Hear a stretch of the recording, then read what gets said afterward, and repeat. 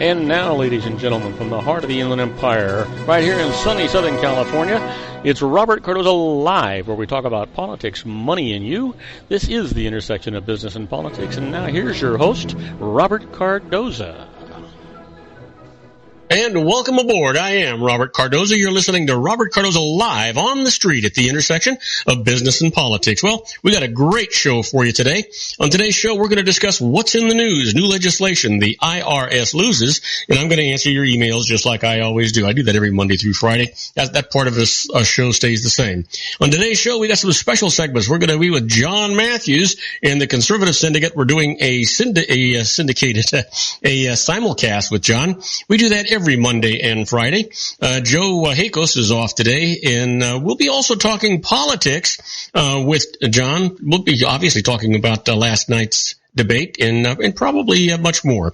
And today, filling in for our own David Garrett is Corey Freeberg. Corey is an attorney, specializes in workers' comp, but we're going to be dealing with those businesses that actually are trying to use Form 1099 for independent contractors, and they're getting themselves into some deep hot water. So Corey's going to be talking about that as well today. But right now, I want you to stand by for news. But first, I want you to know that at 3:02 p.m. Pacific time, it is currently 72 degrees here in the heart of the Inland Empire in sunny Southern California. You know what? Before we get into in-depth news, what I'd like to do is like I usually do, is I just want to encapsulate some of the news that's in there for you today, so you got an idea of what's going on.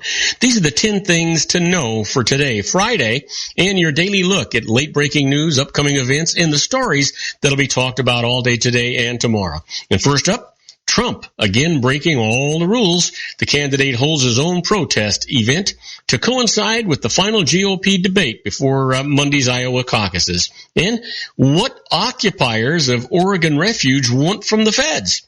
The last 4 members of the armed group say they'll leave the wildlife refuge if the federal law officers assure them they won't be arrested. And fresh warning on the Zika virus. We talked about this in depth yesterday with our own Sean Lefebvre.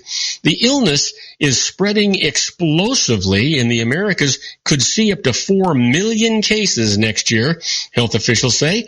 And the affluenza teen arrives in Texas. Ethan Couch is booked into a juvenile detention center after being deported from Mexico. And where Bernie Sanders' momentum could stall, the Democrat will likely falter if he can't win over the African-American voters in South Carolina. And the United States military aims to be more family-friendly. Defense Secretary Ash Carter intends to double the length of fully paid maternity leave for female service members, officials say. And a teacher at a California jail accused of aiding the escape. Nushafaran Ravagi, 44 years old, is suspected of providing maps to the 3 inmates and had some type of relationship with the alleged mastermind of the breakout, authorities said. Now, which uncomfortable reality Europe is facing? If the continent isn't going to welcome more than 1 million people a year, it will have to deport large numbers of them to countries plagued by social unrest and abject poverty. And Barbie is getting extreme makeover. Mattel says it'll start selling the famous dolls in 3 new body types: tall, curvy, and petite. And finally, why Peyton Manning is under a cloud. The Broncos quarterback enters the Super Bowl amid questions whether he received human growth hormone while he was rehabbing his shoulder for 4 seasons ago. Well, you know what? We said we were going to do this a little more in depth, and we're going to do that right now. So let's get to it. A treasure hunter disappears searching for $2 million in gold. An antiquities dealer who inspired tens of thousands to search for the Rocky Mountains for $2 million in hidden treasure now leads an increasingly desperate mission to find one of his fans.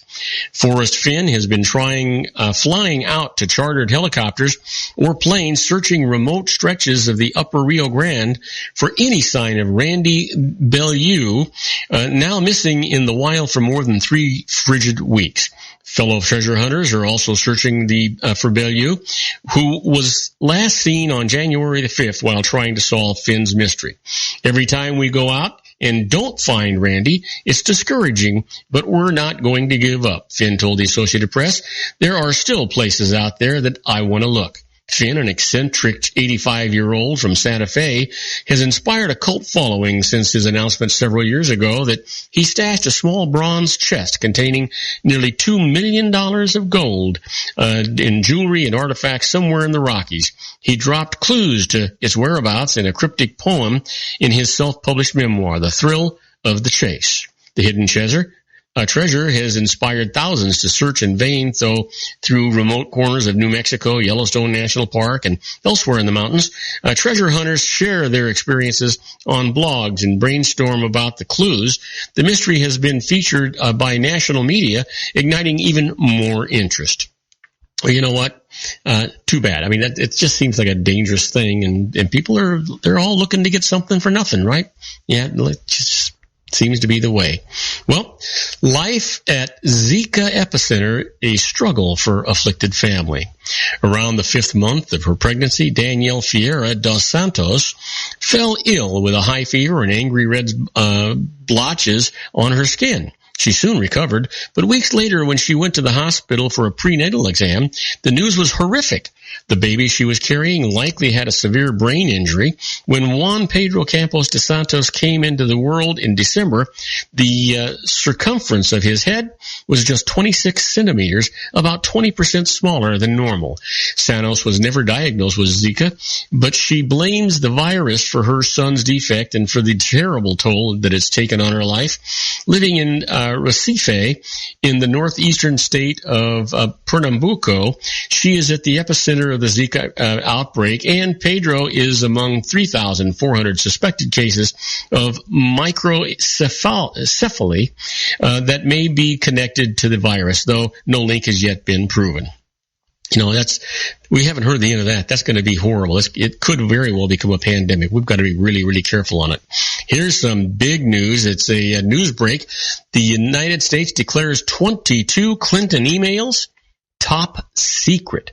The Obama administration confirmed for the first time today that Hillary Clinton's home server contained closely guarded government secrets, censoring 22 emails that contain material requiring one of the highest levels of classification. The revelation comes 3 days before Clinton competes in the Iowa presidential caucuses. State Department officials also said the agency's diplomatic, security, and intelligence and research bureaus are investigating if any of the information was classified at the time of the transmission, going to the heart of Clinton's defense of her email practices. The department will release its next batch of emails from her time as Secretary of State later Friday. But the Associated Press learns 7 email chains are being withheld in full for containing top secret information. The 37 pages include messages a key intelligence official recently said concerned special access programs, highly restricted, classified material that could point to confidential sources or clandestine programs like drone strikes. Boy, it looks like this is going to get nasty. You know what? She could very well get indicted here. This is bad stuff, and not a good time for her to have this come up. Now, don't go away. When we come back from this commercial break, we're going to talk about Cruz and Clinton feel pressure in the final stretch, and I'll tell you all about that right after these brief messages. Do not go away. If you want to increase your client base and sales, then consider this, the Relationship Building Network at RBN. Given the current economic conditions and challenges, we all need to work smarter, make smarter decisions, invest our hard-earned dollars where it'll yield the best return for our investment. Many business professionals claim that the most effective networking group in Orange County is RBN. No other networking group or organization can offer what RBN offers. Make every year your best year. Join RBN and start reaping the benefits today. You know, nearly 3,000 businesses have joined RBN and experienced those benefits. Why join RBN? It's one group. It's one membership. It's no renewals. It's all through Orange County. RBN is a freestyle networking group. No mandatory attendance, no restrictions, no rules, and no penalties. Call them at 949-830-5776 or go to their website at rbninfo.com. That's 949-830-5776. If you've ever dreamed of having your own business to make your life secure, you know Water's Edge Wineries might be just the ticket. In 2004, their founder, Ken Lineberger, created the first winery franchise in California. It was a new concept with all of the functionality of a traditional winery, but without the vineyards. They purchase high-quality grape must from one of the largest winemaking companies in the world.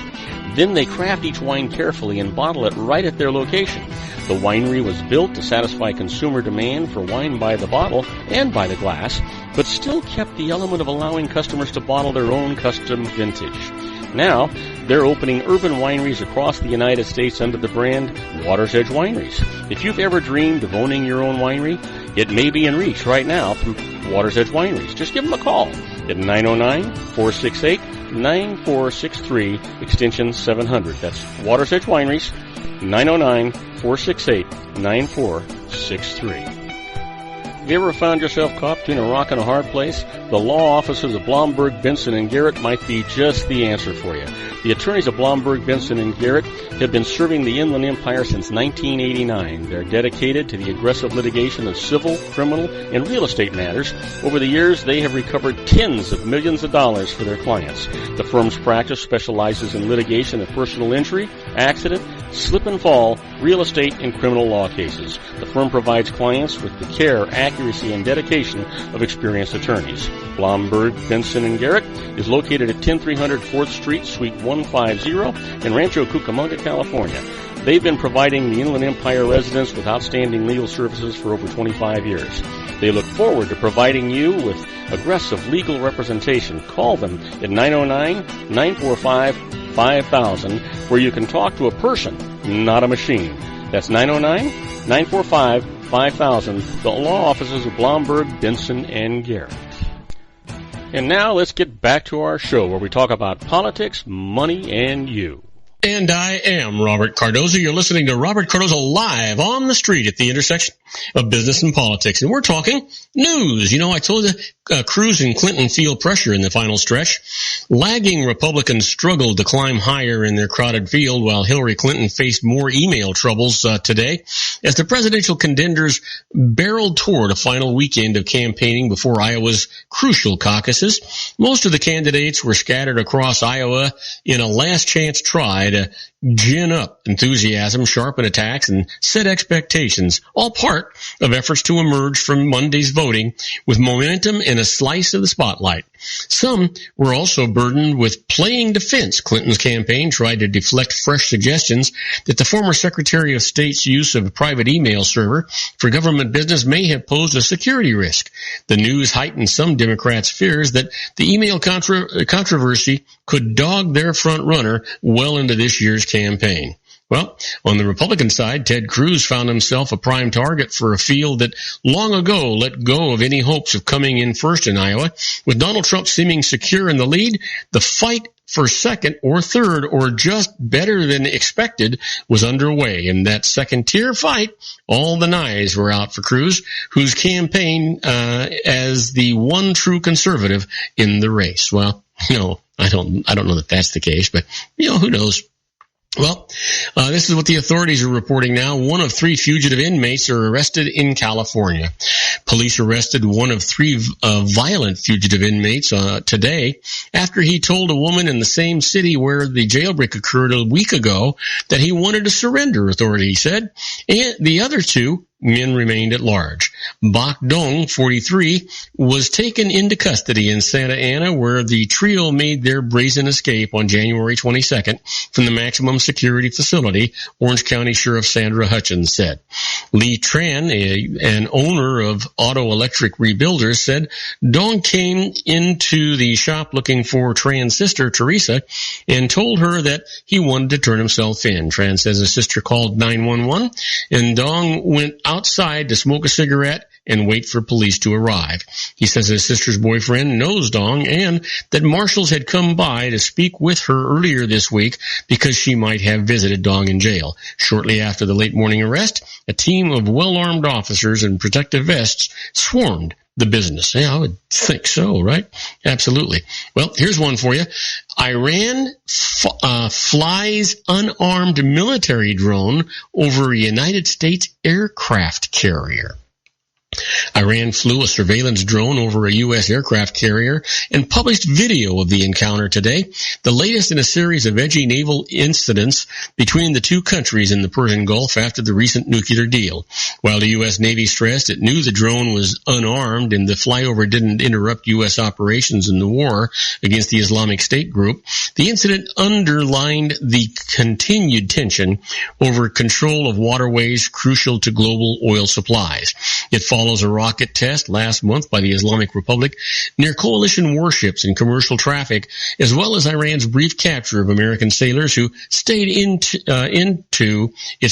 strayed into its territorial waters. Iranian state television and the semi-official Far News agency, which has close ties to the Revolutionary Guard, published identical images today. Both said came from the drone. The footage, which the Associated Press could not independently verify, purported to show the drone being launched and then hovering over an unidentified aircraft carrier, a targeting bracket briefly passing over a jet parked on the deck below. You know what? I don't think it's a good idea for them to antagonize us. It just doesn't seem like a really good idea to me. Does it to you? No, I don't think so. Well, unhosted Syria peace talks get off to a shaky start. I found something on the web about it's her straight into it. Well, you know what? You're not going to believe this. Syria was getting in my way here. In any event, here we go. The Syria peace talks get off to a shaky start. Peace talks aimed at ending Syria's 5-year civil war got off to a shaky and chaotic start today, with the main opposition group at first boycotting the session, then later agreeing to meet with UN officials while still insisting it would not negotiate. That small commitment by the group known as the Higher Negotiating Committee came just minutes before UN Special Envoy Staffan de Mistura met with a delegation representing the government of President Bashar Assad. The developments gave a glimmer of hope that peace efforts in Syria might actually get off the ground for the first time since two earlier rounds of negotiations collapsed in 2014. You know what? The conflict has killed at least 250,000 people, forced millions to flee the country, and given an opening to the Islamic State group to capture territory in Syria and Iraq. It has drawn in U.S. and Russia as well as regional powers such as Turkey, Saudi Arabia, and Iran. You know what? And that doesn't get any better either, does it? No, absolutely not. Well, let's see here. How about this? Prosecutors use the refuge occupiers' own words against them. Aman Bunde and his followers made ample use of social media and videos to summon armed recruits to join their takeover of a wildlife refuge and to declare their readiness to stand their ground. Now, federal authorities are using the occupiers' own words against them. 2 criminal complaints unsealed this week against the 11 protesters under arrest show that FBI agents have carefully scrutinized social media postings, interviews, and online talk shows that were broadcast from the Malheur National Wildlife Refuge during the siege that began nearly a month ago. 4 holdouts continue to occupy the refuge in a snowy high country near Burns. Today, they posted a YouTube video demanding pardons for everyone involved in the occupation. A speaker believed to be David Fry said he asked the FBI whether it was possible to get out of here without charges, but they keep saying that's not possible. Bundy and several others jailed leaders were due to appear in federal court in Portland on today to answer charges that they used force or intimidation to prevent government employees at the refuge from carrying out their duties. Well, don't go away, because coming up next in our next block is going to be the IRS loses. In the first case, a criminal fraud isn't tax fraud. And I'll tell you all about that right after these brief messages. Do not go away. Isn't it time to shine the spotlight on your expertise? The Interview, starring you. Here's your chance to capture 5 minutes of fame with The Interview. This isn't just any interview. This is your opportunity to showcase your expertise and position yourself as a trusted expert in a one-on-one video interview hosted by Robert Cardoza, host of the nationally syndicated show Robert Cardoza Live and powered by AHA Studios. What is it? A professionally recorded video for your use. Robert Cardoza interviews you on the set where he records his show. Professional interview showcases your expertise and value, shot in a state-of-the-art studio. And what's in it for you? Gain credibility as an expert, earn the trust of your target market, educate in a way that intrigues your audience, gain a powerful marketing tool that offers dozens of uses, website, video sharing sites, social media, email, DVDs, direct mail, lobby video, resumes, profile building, all that kind of stuff. Association with the nationally syndicated celebrity. That's right. And let's talk about AHA Studios. AHA is a strategic marketing firm that leverages the powerful and visual persuasion to help your business create powerful messages that connect with your target market. AHA ventures way beyond strategy, delivering the marketing collateral you need to start driving a new business through your doors. AHA has a full-service, in-house, state-of-the-art production studio to bring your messages to life using video. Discover how to make the interview work for you. Call 949-831-2222. That's 949-831-2222. AHA Image Studios, Incorporated. Dr. Stephen Tidwell, Gentle Family Dentistry in a caring, personalized environment. Here at Dr. Tidwell's office, we are dedicated to helping you keep your teeth healthy. We are a state-of-the-art dental practice that still believes in traditional values, such as excellent customer service and individual attention. We have a special welcoming offer for you for just $39, a complete exam, personal consultation, professional cleaning, and all necessary x-rays. That's a $266 value for $39. Dr. Tidwell has 2 convenient locations and experienced staff to provide you with professional care and personal attention that you deserve. Call today. Don't delay. A great smile another day. Call 909-944-7308. That's 909-944-7308 for Rancho Cucamonga or San Bernardino. Joel Saltzman is Dr. Wireless. He has turned his considerable expertise into consumer credit risk and wireless security into a highly specialized independent web-based consulting enterprise targeting consumer credit risk analysis and wireless transactional security and monitoring. He works as a wireless analyst, veteran independent agent, and consumer liaison for most wireless telecom carriers and equipment manufacturers. For more than 20 years, corporate and private clients and media audiences have counted on his unvarnished advice while weighing the technology, performance, and cost differences between Sprint, Nextel, AT&T, Verizon, and T-Mobile. Joel specializes in setting up mobile wireless hotspots to be used for disaster preparedness, business continuity, and mobile wireless merchant processing solutions. Call Dr. Wireless at 310-400-4900 or go to his webpage at drwireless.com. Again, call 310-400-4900 or his webpage at drwireless.com. You'll be glad you did. And now, back to our show.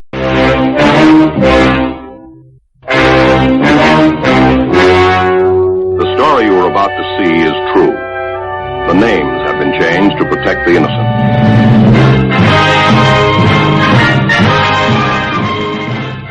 Oh yeah, here we are, my favorite part of the show, the IRS losers. We got some great cases today. Let's start off with this one. Criminal fraud isn't tax fraud. Here's the deal.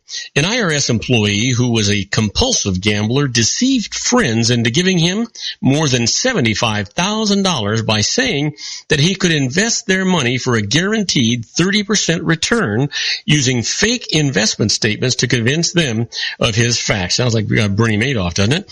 He gambled the money away and ultimately pleaded guilty to criminal fraud. Now, the IRS then assessed tax fraud penalties against him for not reporting the $75,000 as income, saying that as an IRS employee, he surely knew that it was taxable to him. He protested with the tax court. This is what the judge said. Tax fraud requires active steps to conceal income from the IRS or otherwise mislead it. Merely underreporting income, as here, is not tax fraud, so the penalties are lifted. And by the way, those are steep penalties. It's 50% of the tax owed. That's a big deal, you know? So you don't want to fool around with that. Here's another case the IRS lost. A wife escapes $2.8 million of joint return taxes. Here's the story. Ronald Campbell handled the family finances for his wife, Phyllis, and aggressively traded commodities, including through accounts that he opened in her name. These made up to $3 million one year in profit, but then the markets turned against Ronald, and the illegal tax shelter investment that he made created a $2.8 million tax bill on their joint return. Phyllis then objected that she had never even seen the account statements mailed to her, and this is what the court said. Imposing a tax liability of more than $2.8 million as a result of a disallowed transaction of which petitioner had no actual or constructive knowledge would be extremely inequitable, so she escapes that tax. I mean, think about it. Tax on almost $3 million? Wow. Big deal. Here's one the IRS says they lost. Can't prove a value of a gift that was made 26 years ago. Here's the case. The IRS tried to impose gift tax on shares in a private company that were given to Gordon Davenport by his Aunt Bernie in 1980. It could do so because no gift tax was paid at the time, and the lack of the gift tax return kept the normal 3-year statute of limitations from running. This is what the court said. The IRS could not prove the value of the shares in 1980. Stock transactions made after 1980 were inadmissible as to their 1980 value, and a recently found 1979 stipulation of share value made to settle another family member's estate tax case could, under state law, be used only in that case, not in this one decades later. So, the IRS case, you got it, it's dismissed. You got to love that, right? Well, here we are, where I tell you all the time, wouldn't you like to be or a fly on the wall when the IRS is making decisions and planning things? Well, that's where we're at right now with this segment we call Inside the IRS.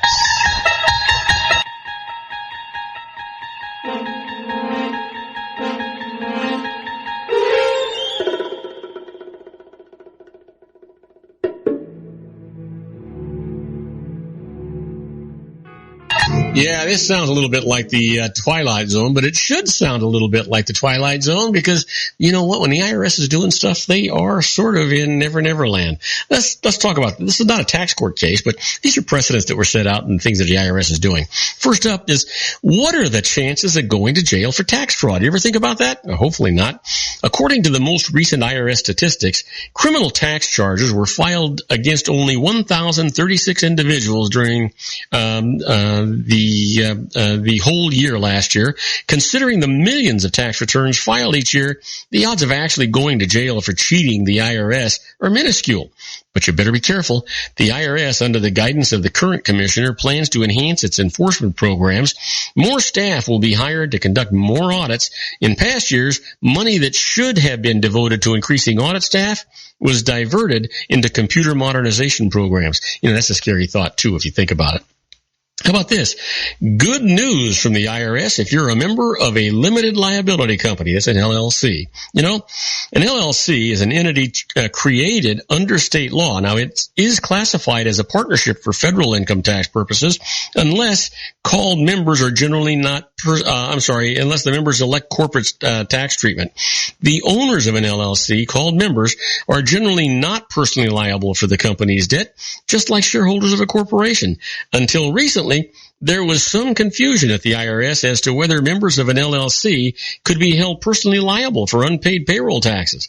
The IRS has issued Revenue Ruling 2004-41, which concludes that if the members of an LLC are not liable for debts of the LLC under state law, then they will not be personally liable for unpaid payroll taxes. But you better be careful. If the LLC distributes cash or property to its members and owes the IRS payroll taxes, the IRS will go after the members personally. So you want to be a little careful before you guys start doing those things. Now, do not go away, because when we come back, we're going to be talking to our own John Matthews with this conservative syndicate. We do a simulcast with John every Monday and Friday. And so he's going to be with us, I think, in about 5 minutes, actually. So we've got about, I've actually got about 5.5 minutes that I have to kill here. So basically, you know what? I think what we'll do is to go for our commercial break, and then I'll just talk to you personally about taxes and things like that when we come back until John calls in for our simulcast. So don't go away. We'll be right back after these brief messages. If you want to increase your client base and sales, then consider this, the Relationship Building Network at RBN. Given the current economic conditions and challenges, we all need to work smarter, make smarter decisions, invest our hard-earned dollars where it'll yield the best return for our investment. Many business professionals claim that the most effective networking group in Orange County is RBN. No other networking group or organization can offer what RBN offers. Make every year your best year. Join RBN and start reaping the benefits today. Nearly 3,000 businesses have joined RBN and experienced those benefits. Why join RBN? It's one group. It's one membership. It's no renewals. It's all through Orange County. RBN is a freestyle networking group. No mandatory attendance, no restrictions, no rules, and no penalties. Call them at 949-830-5776 or go to their website at rbninfo.com. That's 949-830-5776. If you've ever dreamed of having your own business to make your life secure, Water's Edge Wineries might be just the ticket. In 2004, their founder, Ken Lineberger, created the first winery franchise in California. It was a new concept with all of the functionality of a traditional winery, but without the vineyards. They purchased high-quality grape must from one of the largest winemaking companies in the world. Then they craft each wine carefully and bottle it right at their location. The winery was built to satisfy consumer demand for wine by the bottle and by the glass, but still kept the element of allowing customers to bottle their own custom vintage. Now, they're opening urban wineries across the United States under the brand Water's Edge Wineries. If you've ever dreamed of owning your own winery, it may be in reach right now through Water's Edge Wineries. Just give them a call at 909-468-9463, extension 700. That's Water's Edge Wineries, 909-468-9463. Have you ever found yourself caught between a rock and a hard place? The law offices of Blomberg, Benson, and Garrett might be just the answer for you. The attorneys of Blomberg, Benson, and Garrett have been serving the Inland Empire since 1989. They're dedicated to the aggressive litigation of civil, criminal, and real estate matters. Over the years, they have recovered tens of millions of dollars for their clients. The firm's practice specializes in litigation of personal injury, accident, slip and fall, real estate, and criminal law cases. The firm provides clients with the care, accuracy, and dedication of experienced attorneys. Blomberg, Benson, and Garrett is located at 10300 4th Street, Suite 150 in Rancho Cucamonga, California. They've been providing the Inland Empire residents with outstanding legal services for over 25 years. They look forward to providing you with aggressive legal representation. Call them at 909-945-5000, where you can talk to a person, not a machine. That's 909-945-5000, the law offices of Blomberg, Benson, and Garrett. And now let's get back to our show where we talk about politics, money, and you.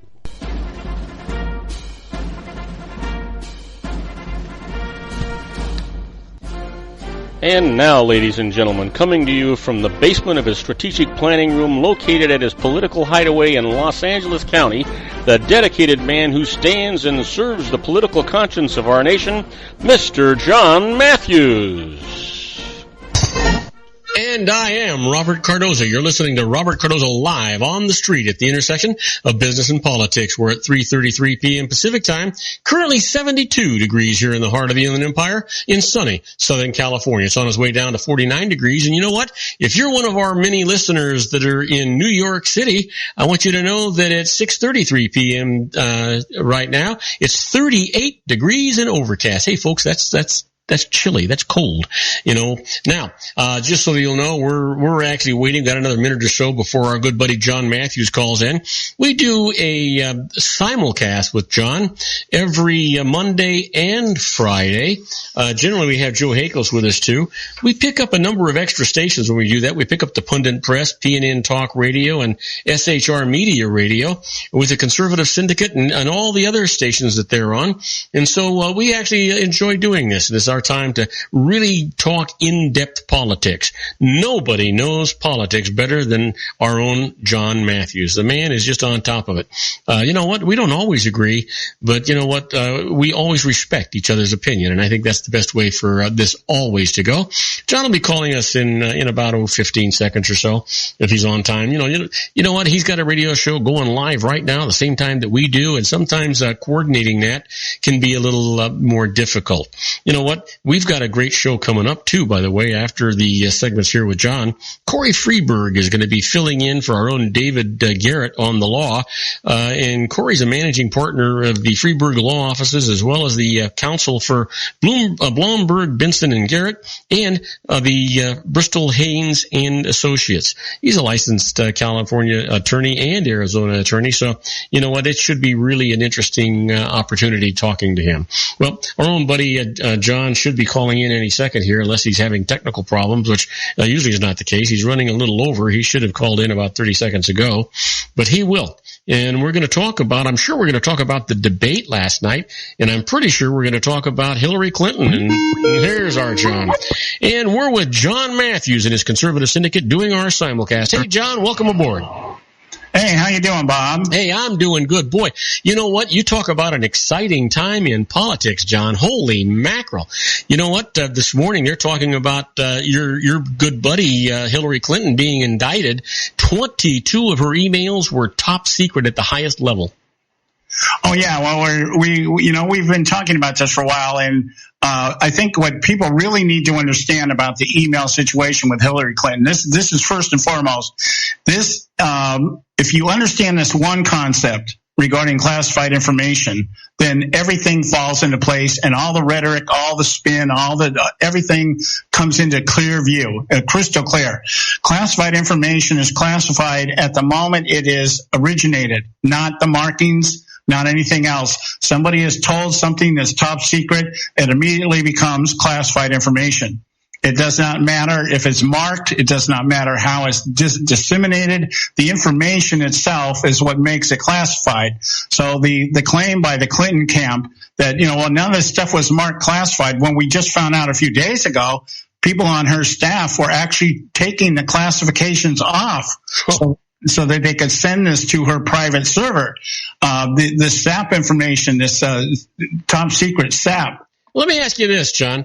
Is this something that she just loses? She loses the election over, I'm assuming. But can she go to jail for this? Oh, she certainly can. She certainly can. She can go down the same path. In fact, I'll share the story with you. I did it here in the show here. Yeah. When I was in the Navy, I was what they call a anti-submarine warfare operator. And I had a secret clearance, and the information that we were given revolved around capabilities, tactics, and platforms in terms of how submarines were constructed and what they could do. This is all secret information. You couldn't even study the stuff you had to study it in a vault. You couldn't even, you couldn't take the stuff home and study it. You had to sit in a vault to have access to this stuff. And during my training, during my second phase of training, one of the guys in my unit snuck some information out of the vault on cue cards so he could study in his bunk. And that information was found by the fire marshal that was coming through doing fire inspections. They come in every night at 11 o'clock, come through the barracks, make sure the trash cans are emptied and everything else. And they found these cards laying on his bed. He did 10 years in Leavenworth. Wow. Okay, and that was secret information. Now we're talking about top secret access stuff where only 2 to 3 people are even supposed to be given access to it. And this is passed through at least 7 email accounts into Hillary's server.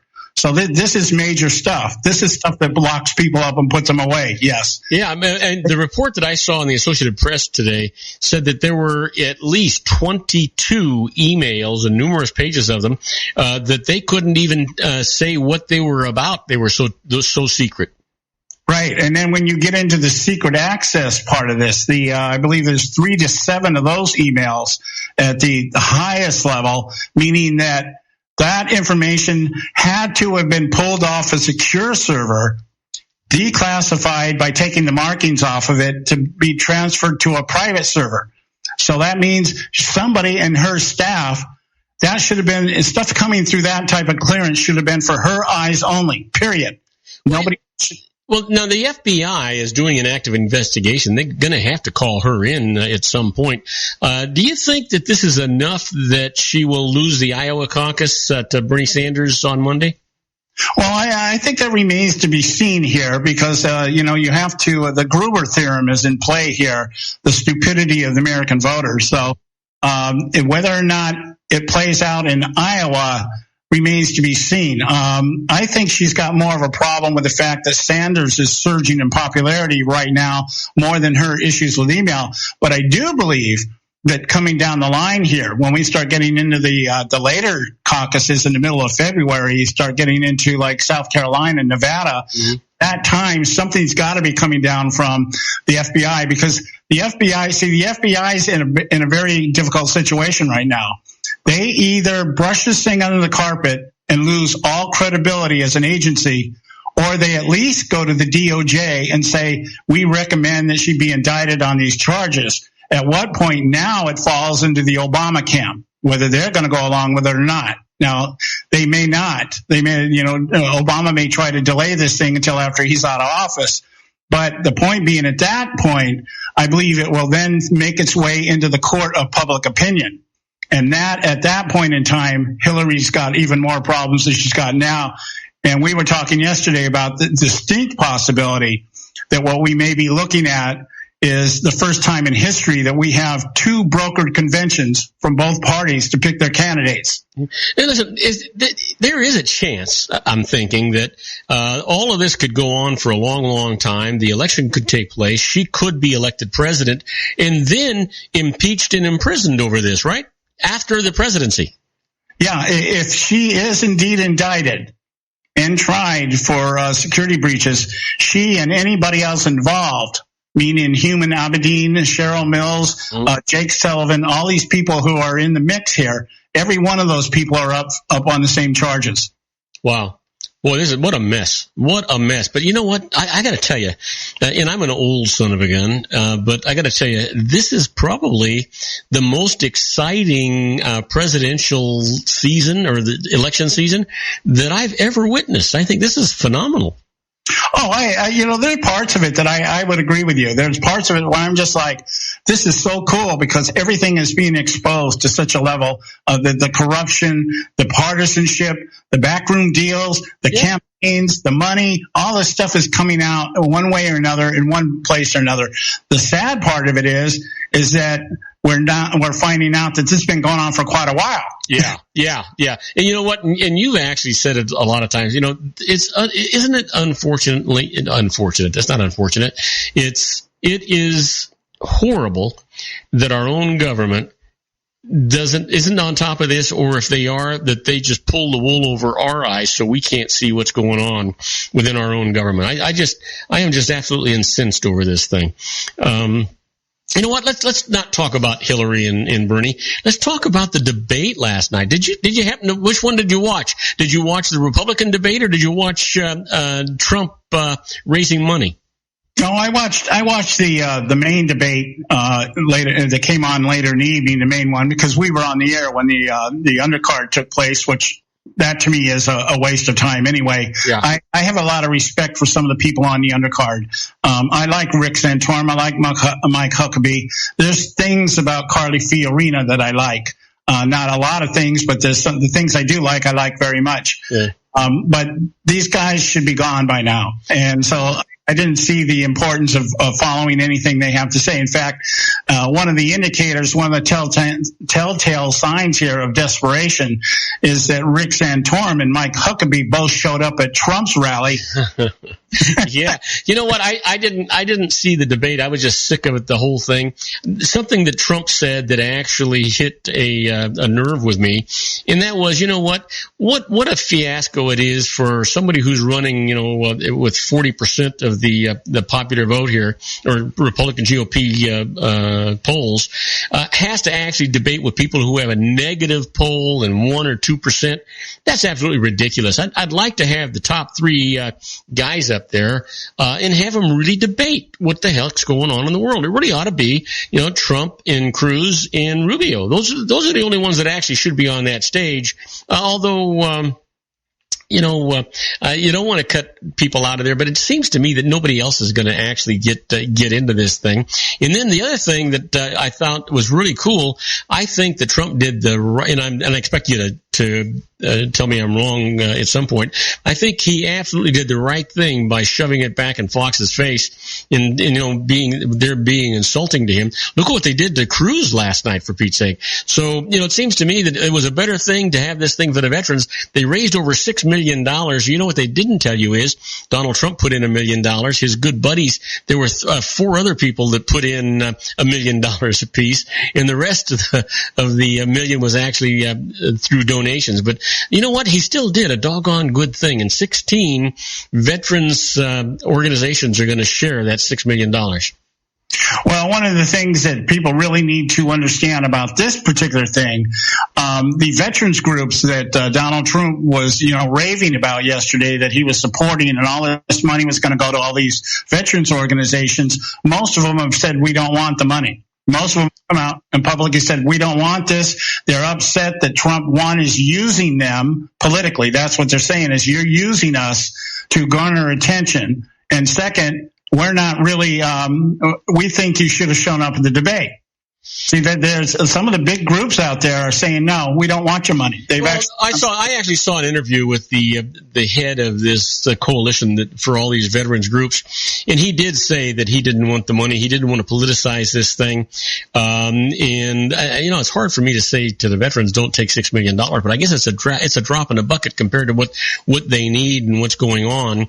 And they shouldn't be politicizing it that way. And I can understand that the veterans organizations don't want to be singled out by one particular political, faction. So I understand that too. But I feel so, you and I have talked about that so often.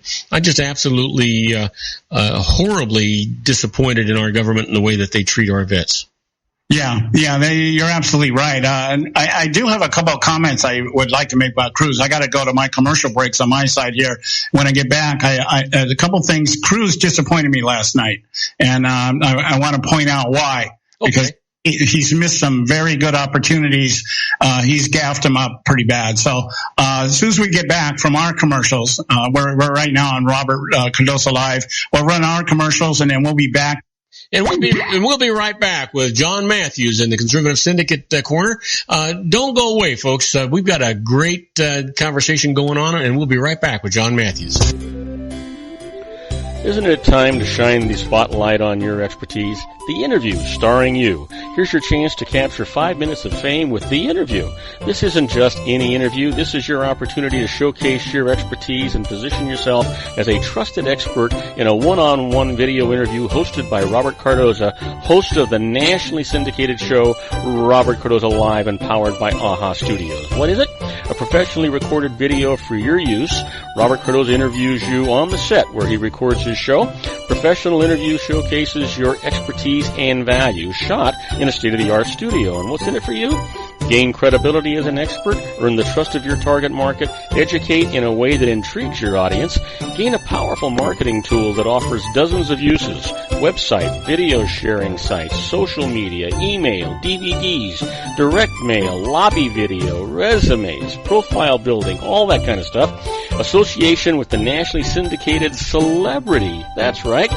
And let's talk about AHA Studios. AHA is a strategic marketing firm that leverages the powerful and visual persuasion to help your business create powerful messages that connect with your target market. AHA ventures way beyond strategy, delivering the marketing collateral you need to start driving a new business through your doors. AHA has a full-service, in-house, state-of-the-art production studio to bring your messages to life using video. Discover how to make The Interview work for you. Call 949-831-2222. That's 949-831-2222. AHA Image Studios, Incorporated. Dr. Stephen Tidwell, Dental Family Dentistry in a caring, personalized environment. Here at Dr. Tidwell's office, we are dedicated to helping you keep your teeth healthy. We are a state-of-the-art dental practice that still believes in traditional values, such as excellent customer service and individual attention. We have a special welcoming offer for you for just $39. A complete exam, personal consultation, professional cleaning, and all necessary x-rays. That's a $266 value for $39. Dr. Tidwell has 2 convenient locations and experienced staff to provide you with professional care and personal attention that you deserve. Call today. Don't delay. To take these attacks and turn them back onto the moderators or his opponents and do it in a very sly way. The time that I've been radio, one of the things I get from a lot of people who listen to me is my ability to just come off the top of my head and say something when somebody throws something at me. I can come back with a good joke or something like that, that kind of thing. Yeah. I guess I would expect something like that out of Cruz, who is 10 times smarter than I am. That. Well, he has always done really well. It looked like, when he was doing all these meetings, these clashes and things, he does really, really well. And then, to see him get a little tongue tied is not usually what you would see. But I could see somebody hit his, Megyn Kelly hit his hot button because it looked like Fox decided that they wanted to persecute him since Trump wasn't there to do it to. Well, for instance, last night, his best line of the night was actually his opening line, where he stood up there and, Megyn Kelly asked him about Trump.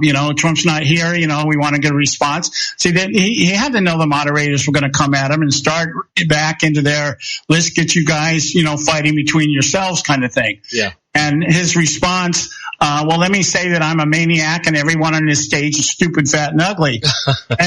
And Ben, you're a terrible surgeon. And now that we've gotten the Donald Trump portion out of the way, let me thank all the people coming here, taking the time to come. And he was talking to the other candidates on the stage.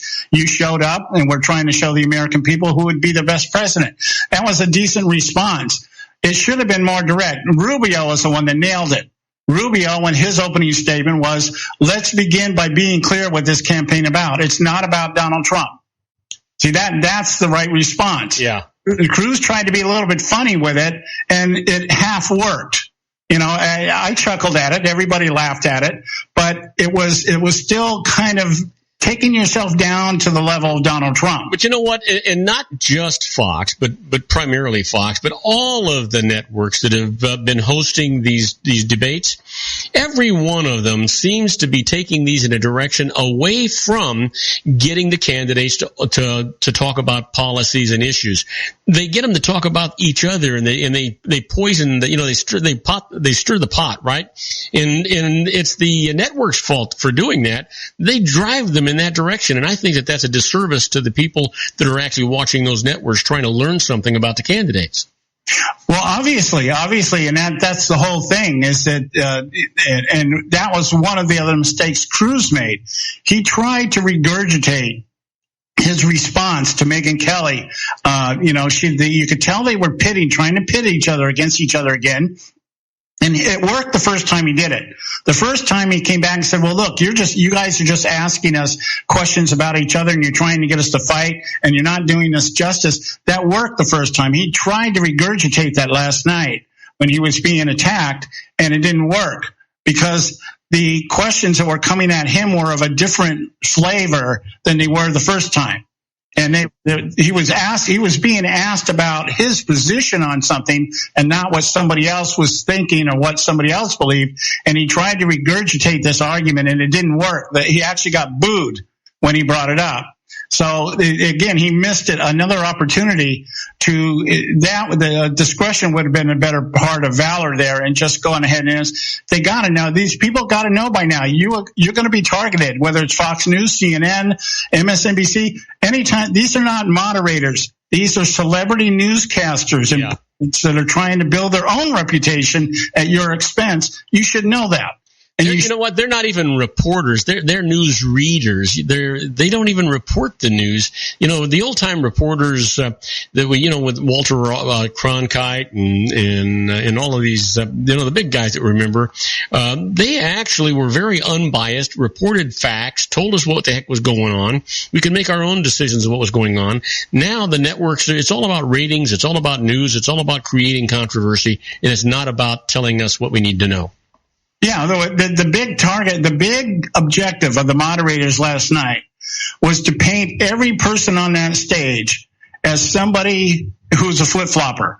Everything was, we have this tape of you saying this, and they play a tape, or we have this quote of you saying this, and now you're saying this. Aren't you really a flip-flopper? Aren't you really not the conservative you say you are? Or you're not the only guy that got the softball stuff last night was John Kasich. The questions they asked him, they might have well asked him what color his underwear was. And he got nothing that was hardcore. He got none of this stuff, are you a flip-flopper here? Are you a flip-flopper there? You said this once and now you're saying this? He didn't get any of that stuff. And Jeb Bush was I just thought a total embarrassment. This guy's trying so hard to sound intelligent, and he fails every time he tries. Well, he's one of the ones that need to be eliminated. I don't care how much money he spent or how famous his name is. He needs to get off that stage and let us listen to the people that might actually become president. Yeah, his comment about Rubio, they got into the big discussion last night was about immigration. And the most telling thing Jeb Bush did last night when he was asked about supporting Marco Rubio's amnesty plan with the Gang of Eight, and Jeb Bush said, I supported it because Rubio asked me to. Now, if that is not a rhino, I don't know what is. Yeah, absolutely. That's like Mitch McConnell. Obama comes to McConnell or Boehner. Hey, I really need you to support this. Okay. That's the equivalent of it. It wasn't that he thought it was good or anything else. In politics, he goes on, in politics, this is what you do. Yeah, absolutely. This is why politicians go back to their constituents and try to tell us that we don't know the process. When we come out, we say, why are you doing this? Well, you don't know the process. Well, you're not telling us the process. Apparently the process is somebody comes to you and says, I need you to do this. And then you go to them when you need something, you say, I need you to do this. That's the process. And that's what people don't want. People don't want deals made anymore. They want stands made. Let's stand for something. Let's quit making deals. That to me is what's wrong with Trump. People haven't caught on to this. This guy thinks he's going to deal his way through all these problems. And that's just an extension of what the establishment's already doing. Okay. Hey, John, unfortunately, I have got to move along, but this was great. We got to continue this on Monday. Yeah, I appreciate it. Just tell your people, visit my website, theconservativesyndicate.net, and we'll talk to you on Monday, I guess. Sounds great, John. You take care. We've been talking. All right, you too. Bye-bye. Okay, guys, time for another break. We'll be right back. It's time for Edward's Notebook. We'll pay some bills. If you want to increase your client base and sales, then consider this, the Relationship Building Network at RBN. Given the current economic conditions and challenges, we all need to work smarter, make smarter decisions, invest our hard-earned dollars where it'll yield the best return for our investment. Many business professionals claim that the most effective networking group in Orange County is RBN. No other networking group or organization can offer what RBN offers. Make every year your best year. Join RBN and start reaping the benefits today. Nearly 3,000 businesses have joined RBN and experienced those benefits. Why join RBN? It's one group. It's one membership. It's no renewals. It's all through Orange County. RBN is a freestyle networking group. No mandatory attendance, no restrictions, no rules, and no penalties. Call them at 949-830-5776 or go to their website at rbninfo.com. That's 949-830-5776. If you've ever dreamed of having your own business to make your life secure, Water's Edge Wineries might be just the ticket. In 2004, their founder, Ken Lineberger, created the first winery franchise in California. It was a new concept with all of the functionality of a traditional winery, but without the vineyards. They purchased high-quality grape must from one of the largest winemaking companies in the world. Then they craft each wine carefully and bottle it right at their location. The winery was built to satisfy consumer demand for wine by the bottle and by the glass, but still kept the element of allowing customers to bottle their own custom vintage. Now, they're opening urban wineries across the United States under the brand Water's Edge Wineries. If you've ever dreamed of owning your own winery, it may be in reach right now through Water's Edge Wineries. Just give them a call at 909-468-9463, extension 700. That's Water's Edge Wineries, 909-468-9463. Have you ever found yourself caught between a rock and a hard place? The law offices of Blomberg, Benson, & Garrett might be just the answer for you. The attorneys of Blomberg, Benson, & Garrett have been serving the Inland Empire since 1989. They're dedicated to the aggressive litigation of civil, criminal, and real estate matters. Over the years, they have recovered tens of millions of dollars for their clients. The firm's practice specializes in litigation of personal injury, accident, slip and fall, real estate, and criminal law cases. The firm provides clients with the care, accuracy, and dedication of experienced attorneys. Blomberg, Benson, & Garrett is located at 10300 4th Street, Suite 150 in Rancho Cucamonga, California. They've been providing the Inland Empire residents with outstanding legal services for over 25 years. They look forward to providing you with aggressive legal representation. Call them at 909-945-5000, where you can talk to a person, not a machine. That's 909-945-5000, the law offices of Blomberg, Benson, and Garrett. And now let's get back to our show where we talk about politics, money, and you. The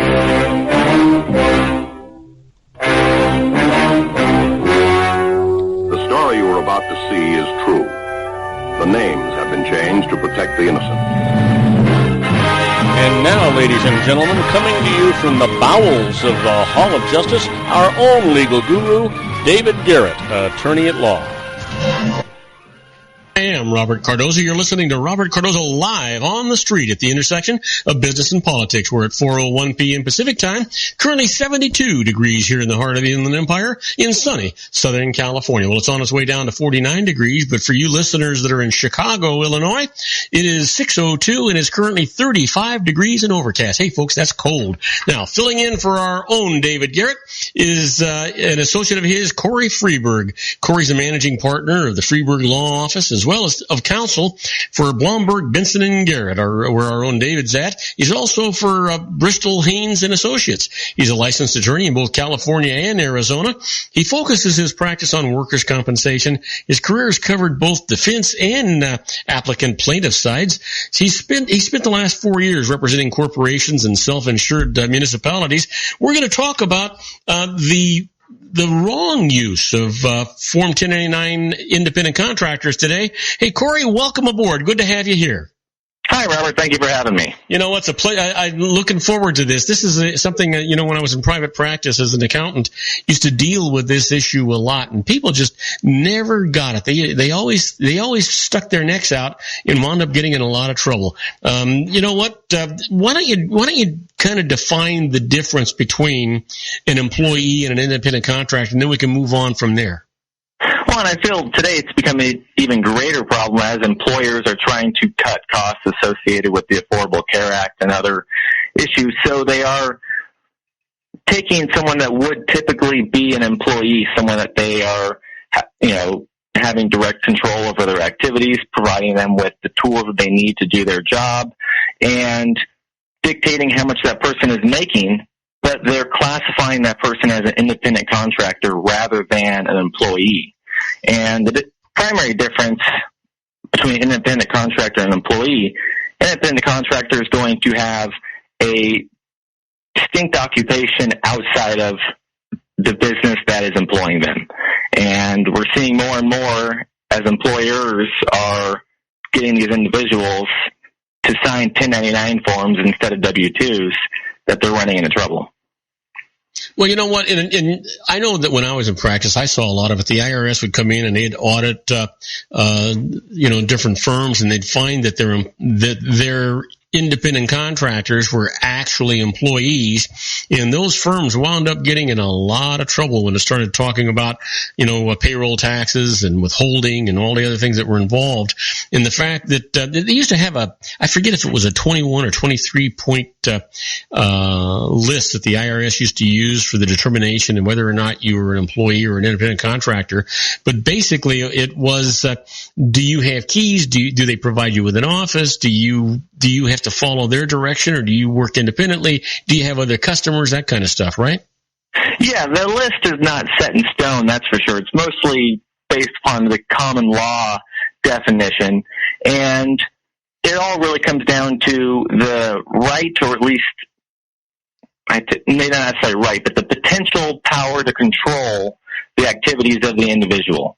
And so when you have someone that is providing a product to a company, and the individual is the one determining how that product is produced, that's an independent contractor.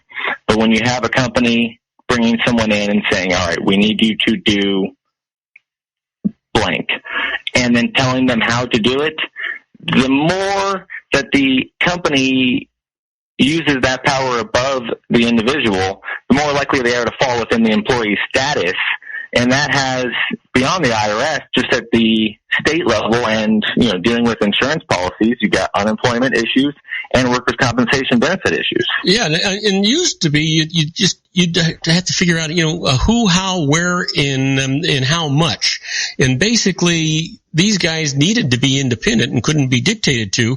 But one of the big things that I saw when I was in practice was when the IRS came down on on a firm that was misclassifying independent contract or employees as independent contractors. A lot of times it was because of retirement programs and benefit programs that they didn't want to include them in, and boy, did they get in trouble. Yeah, that is certainly one aspect of it. And if I I did obtain permission from one of my clients that I represented before the unemployment board on this issue. And he was working for a firm as an independent contractor. He was not an attorney, not any particular licensed profession, but he was working for them, and they tried to classify him as a 1099 employee. So when he was terminated and given termination papers, that was one little mistake, and probably a sign that he was an employee, not an independent contractor. He applied for unemployment benefits, which were denied. We went to trial on the issue, and we were victorious by showing that they provided things as a laptop. They even gave an email using their server. They dictated the hours that he worked. They dictated how the projects that he were to do were being completed, and the wage that he was receiving was not negotiable. He was told how much he was making, period, that's it. So he wasn't billing them based on his services. It was just all set in stone. He was billing them by the hour, instead of by project. And that we were able to link into the fact that, well, that's the same as someone receiving an hourly wage when they clock in. He was told to be there at 8 o'clock. And the unemployment board agreed with us. And ironically, it was a law firm that lost the issue. They appealed it and lost again. And so many of law firms are making this issue or making this mistake. I can only imagine how many other small and middle-sized business owners are also potentially making this mistake as they're trying to reduce costs in order to stay competitive in the market. Well, you know what? And not only that, Corey, but you know what? At least in my experience, but I've been retired for a few years now. But basically, in my experience, what's happened is the IRS doesn't just jump on you right away. They've got a plan for this thing. They wait 2 or 3 years before they actually bring you in for audit on misclassified employees, and then they bring you in, and they not only hit you for the misclassification, they hit you for all that back withholding on the workers' comp. They hit you for everything. Well, let's face it, the IRS does not have an interest in quickly calling you out on the mistakes that you may be making in your filings. No.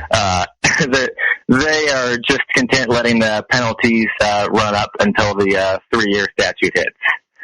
Yeah, absolutely. Because now they add interest and penalties, and then the state comes in right behind them. The workers' comp issue is a big deal. Because that's one of the major reasons that they misclassify these employees to start with. It's workers' comp and it's benefit programs, right? Exactly. And by not having appropriate workers' compensation insurance, now you have issues there to where you may end up being an uninsured employer, which come with huge penalties and liability. When someone is injured, they hire an attorney who's able to prove that this person was actually an employee.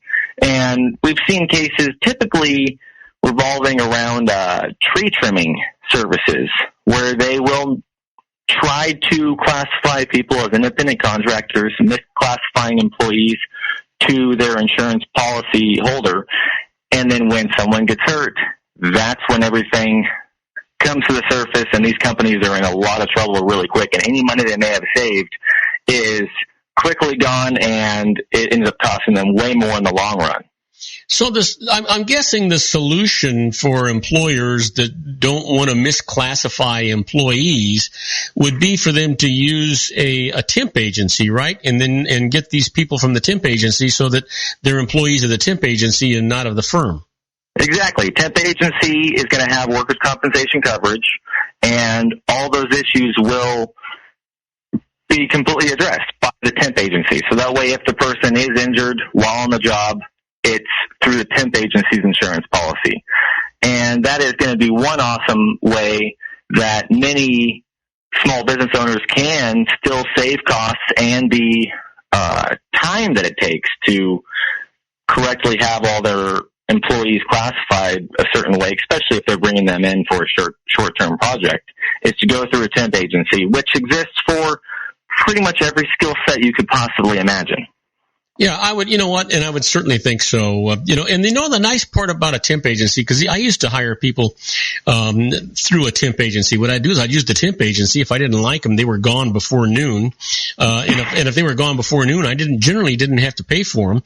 The ones that I did keep, I did pay for. And then if the ones that were good, I waited for the prescribed amount of time, hired them as employees, because it was a lot cheaper for me to have them as employees than to have them as a temp agency.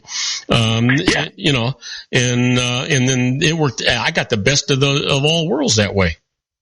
Yeah, and it will cost you a little bit more money on the short run, but in the long term, it is the best way to mitigate risk and ensure that your profits are secured, so that you don't have any giant expenses that surprise you down the road when you get hit with being uninsured for workers' compensation benefits, or when you get hit with going to trial against someone like me who's willing to litigate the issue of unemployment benefits and whether someone is an independent contractor or not. Yeah, and I'm guessing that it also certainly minimizes wrongful discharges, right? It does, yeah, absolutely. Because if a true independent contractor they're not discharged. It's just your services are no longer necessary. Thank you for your help. Yeah.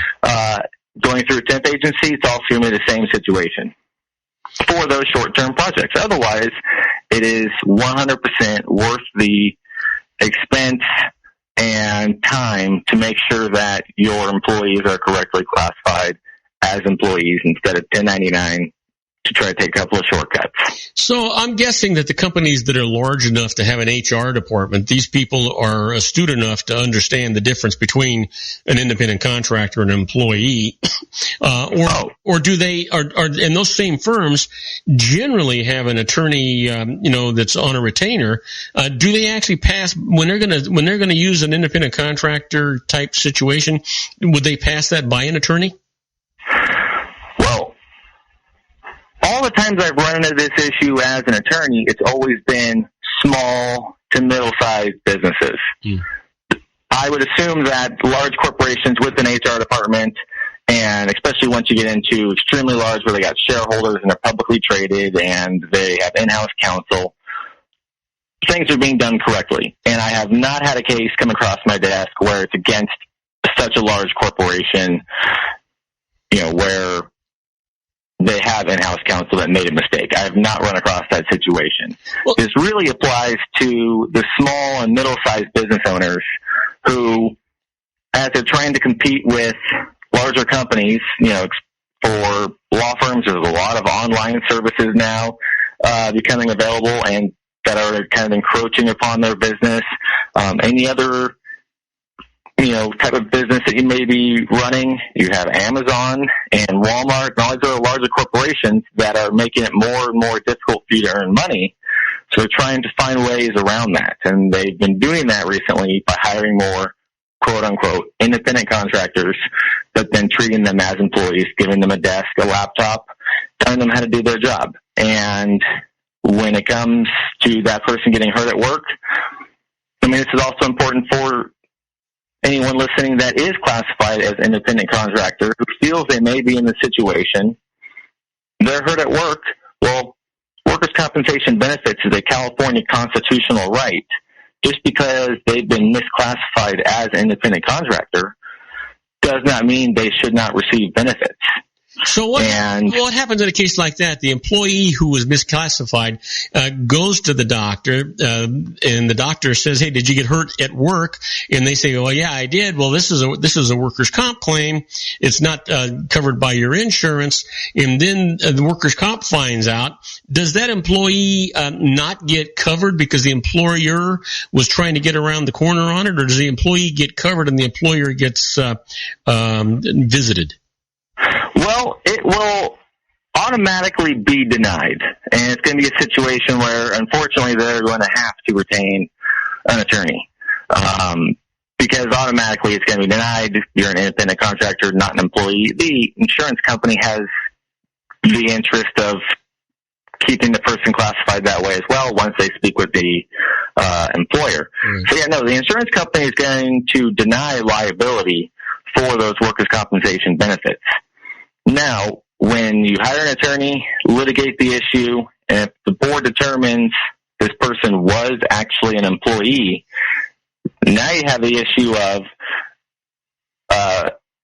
potential workers' compensation fraud, depending upon how intentional the actions were by the employer, versus, their policy, their insurance company dropping them the very following year because they misrepresented the number of employees they had. Oh, gotcha. And then I'm guessing also that in that description that we just had, since the insurance company is not going to cover that because they weren't really insured and there was a fraud committed here, that should that person be deemed an employee, that the employer is going to be liable for all those medical expenses.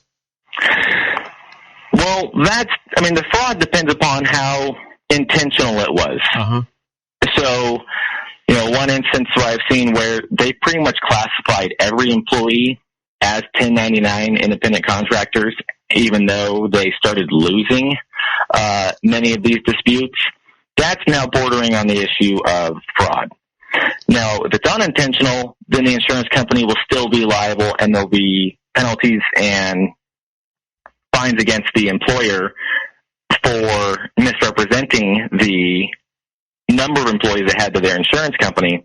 But ultimately, that's going to be an issue between them and their insurance company. The insurance company still has a duty to defend against this claim once the Workers' Compensation Appeals Board determines that the person was an employee.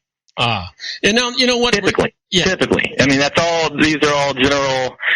There's always instances where it can go screwy, and that may not be the case. And then the employer may be determined that they're uninsured, and then the state comes after them for all the expenses. And that's what, and I'd like to talk about that next. We're getting ready to go on a commercial break. When we come back, I'd love to set up a scenario where, we have to recognize that a lot of these companies that get caught in this mess with regard to misclassification, the result could be that it's so costly it puts them out of business. I'd like to address that. But before we do that, I'd like you to give out contact information, firm information for yourself. We've already, Bloomberg's already got a commercial going on us. I'd like to get some stuff out for you right now while we're talking.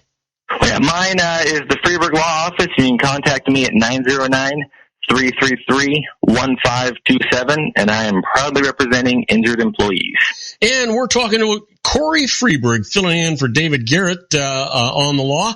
We're going to be right back after these brief messages with Corey. We're going to talk some more about misclassification of employees and workers' comp. We'll be right back, folks. Don't go away. Isn't it time to shine the spotlight on your expertise? The Interview, starring you. Here's your chance to capture 5 minutes of fame with The Interview. This isn't just any interview. This is your opportunity to showcase your expertise and position yourself as a trusted expert in a one-on-one video interview hosted by Robert Cardoza, host of the nationally syndicated show Robert Cardoza Live and powered by AHA Studios. What is it? A professionally recorded video for your use. Robert Cardoza interviews you on the set where he records his show. Professional interview showcases your expertise and value, shot in a state-of-the-art studio. And what's in it for you? Gain credibility as an expert, earn the trust of your target market, educate in a way that intrigues your audience, gain a powerful marketing tool that offers dozens of uses, website, video sharing sites, social media, email, DVDs, direct mail, lobby video, resumes, profile building, all that kind of stuff. Association with the nationally syndicated celebrity. That's right. And let's talk about AHA Studios. AHA is a strategic marketing firm that leverages the powerful and visual persuasion to help your business create powerful messages that connect with your target market. AHA ventures way beyond strategy, delivering the marketing collateral you need to start driving a new business through your doors. AHA has a full-service, in-house, state-of-the-art production studio to bring your messages to life using video. Discover how to make the interview work for you. Call 949-831-2222. That's 949-831-2222. AHA Image Studios Incorporated. Dr. Stephen Tidwell, Gentle Family Dentistry in a caring, personalized environment. Here at Dr. Tidwell's office, we are dedicated to helping you keep your teeth healthy. We are a state-of-the-art dental practice that still believes in traditional values, such as excellent customer service and individual attention. We have a special welcoming offer for you for just $39, a complete exam, personal consultation, professional cleaning, and all necessary x-rays. That's a $266 value for $39. Dr. Tidwell has 2 convenient locations and experienced staff to provide you with professional care and personal attention that you deserve. Call today. Don't delay. A great smile another day. Call 909-944-7308. That's 909-944-7308 for Rancho Cucamonga or San Bernardino. Joel Saltzman is Dr. Wireless. He has turned his considerable expertise into consumer credit risk and wireless security into a highly specialized independent web-based consulting enterprise targeting consumer credit risk analysis and wireless transactional security and monitoring. He works as a wireless analyst, veteran independent agent, and consumer liaison for most wireless telecom carriers and equipment manufacturers. For more than 20 years, corporate and private clients and media audiences have counted on his unvarnished advice while weighing the technology, performance, and cost differences between Sprint, Nextel, AT&T, Verizon, and T-Mobile. Joel specializes in setting up mobile wireless hotspots to be used for disaster preparedness, business continuity, and mobile wireless merchant processing solutions. Call Dr. Wireless at 310-400-4900 or go to his webpage at drwireless.com. Again, call 310-400-4900 or his webpage at drwireless.com. You'll be glad you did. And now, back to our show. And I am Robert Cardoza. You're listening to Robert Cardoza live on the street at the intersection of business and politics. We're at 4:23 p.m. Pacific time. Currently 70 degrees here in the heart of the inland, tongue-tied, in the heart of the Inland Empire.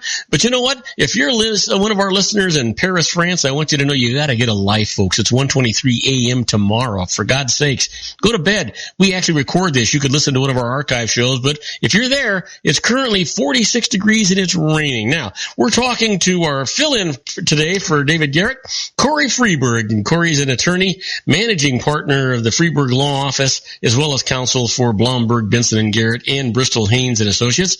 He's licensed in both California and Arizona. We've been talking about misclassification of employees and workers' comp. Hey, Corey, you got the microphone. Well, thanks for bringing me back after the commercial break. It's nice to know that you didn't hang up on me while that was running. No, I would never. You know what? If I hung up on you, I'd just go into a panic. There's so much going on this side of the stuff. I'm too old for that.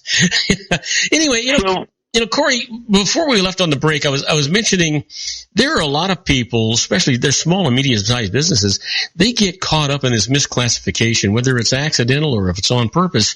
And as a result, because of interest and penalties, the feds and the state and workers' comp and all these things, they wind up very nearly having to either go bankrupt or go out of business. Is there any negotiating for honest mistakes in this area? Well, there is, but it's very, very limited, and that's between the employer and their insurance company, because the insurance company is always going to be slightly afraid of running into an issue where they're accused of bad faith, because then they can civilly, they can be the civil implications of an insurance company being determined to have done something in bad faith. It blows all policy limits out of the water. Recovery is almost unlimited. And some of the insurance bad faith cases that have come down have huge, huge awards. But if there is an intent to continually misclassify employees and an intent to do so to essentially defraud your workers' compensation insurance company, then there are criminal proceedings that are going to be going against the owners of this company. Then there are civil issues that are going to be brought up, and the company is eventually going to be bankrupt, bottom line. And you cannot be running a successful business knowingly underreporting the number of employees you have to your insurance company. So, and then I'm guessing that once the IRS gets, I don't know who actually gets you first. Is it workers' comp when they come in and do an audit of your employees, and then all of a sudden they tell the state that they got a problem, and the state tells the feds, or where does that usually start? Well, it varies. I mean, it all depends upon how many employees you have getting hurt. That's why we, all the cases that you regularly see in the workers' compensation monthly newsletters tend to involve tree trimming services, because that's a highly risky business, and a lot of employees in that field do unfortunately get injured while on the job. And as a result, obtaining insurance for that type of business is extremely expensive. So a lot of companies do succumb to the temptation to underreport the number of employees they have. Now, when that may happen when they get a new policy, a couple months later they have an employee getting hurt, then it comes out that it was intentional defrauding of their insurance company, and then the the criminal proceedings begin against the employer, and the insurance company is going to typically state that they were, not liable for all of these employees, but that's going to be an entirely different issue that is litigated through the civil courts. Mm. Well, you know what? I guess it's a matter of, this is an area you just don't want to make a mistake in, because it sounds to me that whether it is an honest mistake or not, the result can be catastrophic. Absolutely. I mean, bottom line, any determination that an employer was illegally uninsured for workers' compensation benefits is going to be catastrophic to their business. It just will be. Especially for a small, middle-sized business, they're not going to be able to survive it. Their employees are going to be facing criminal action. Now, the state does have an agency that will come in and still provide their employees with the workers' compensation benefits that the California Constitution guarantees to all these employees. Mm.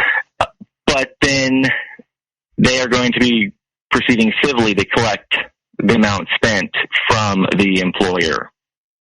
Gotcha.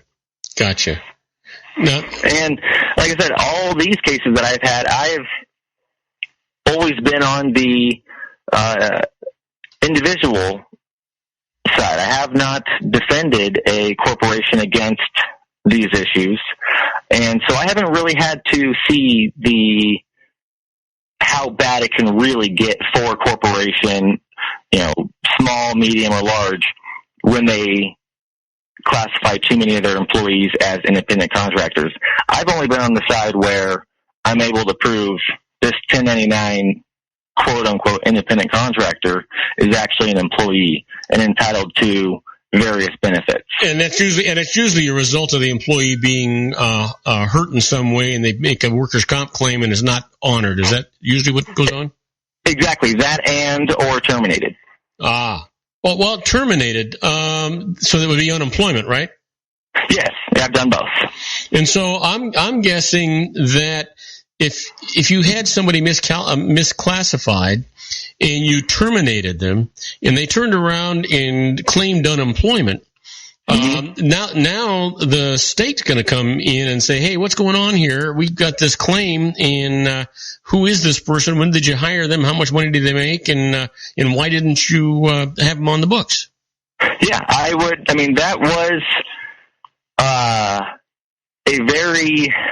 for unemployment litigation, quote unquote, because it's typically a quick, short hearing, about an hour long in front of an administrative law judge. That went all morning and all afternoon. They hired an attorney to show up. It was actually against the law firm.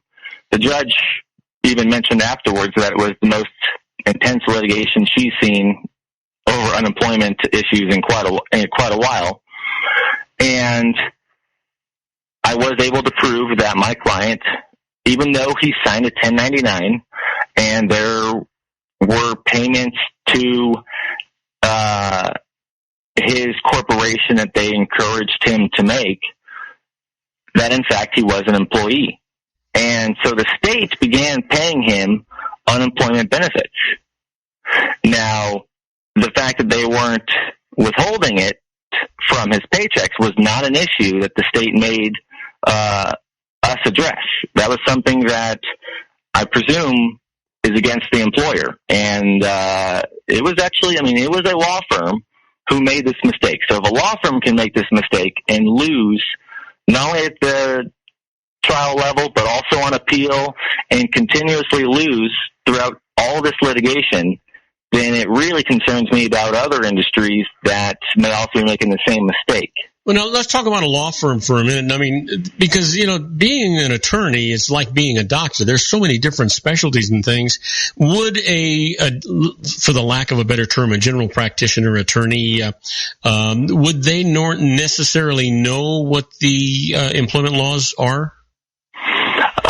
Well, they should have a basic knowledge of it just from law school. You come out of law school and you become licensed in the state of California, you are able to practice virtually every area of law except for patent law, which requires an additional bar. But you need to be competent in any area of law that you're going to be practicing, and it's really not an excuse to say that you don't know the law. But in this particular case, it wasn't an attorney. It was someone that they had working as a clerk. It was not a licensed attorney that they were claiming was an independent contractor. It was a clerk. Ah, gotcha. You know what? It's sort of like it's not a matter of will they get you. It's a matter of when will they get you if you're playing games with them. Exactly. And how much the independent contractor is put at a disadvantage. And if, they're fired and he gets another job right away, he or she, then it may not be an issue. But ultimately, by using and abusing the 1099 use of an independent contractor to run your daily business, it will catch up with every business owner eventually. There's no way around it. Yeah. You know what? And it's if you have a successful business and you're enjoying the fruits of all of those risks that you've been taking and the investments that you made, isn't it a horrible thing to be put out of business because you tried to cut that corner?